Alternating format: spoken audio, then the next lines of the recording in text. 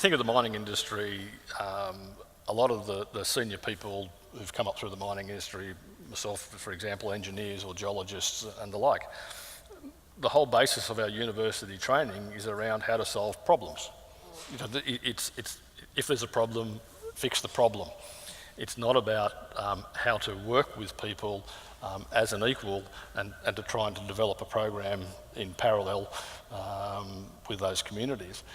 And so, you know, part of it goes back to the inherent way we train engineers, for example. You know, it really is an issue. And you know, some of the work that's going on now with many of the good companies is strong. We learned in Engineers Without Borders very early in the piece that it just takes time.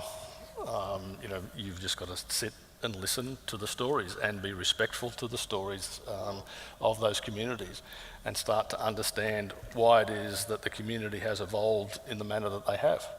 And there's often very, very good reasons for it that's there. And when you start to understand the community and you spend that time, if you're an engineer in project development, the concept of front-end loading and engineering a project is right up front. You need to know all the size of your steel, you need to know your soils, you need to know all those technical things. Similar process with communities. You've just got to front-end load your time and effort to understand.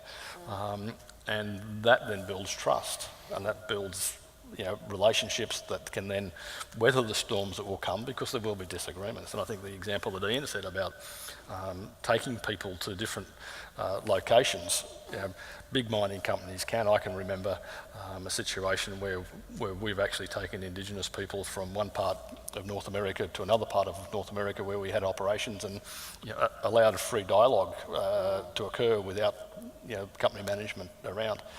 And we just found that useful. We actually found out things about our own place as well as part of that process, but that was beside the point. Big companies can do those things. There's a real issue in that sort of the tiers of mid-cap and junior explorers, and, you know, some of the efforts that we see out of the Mining for Development program where we can help break down those barriers.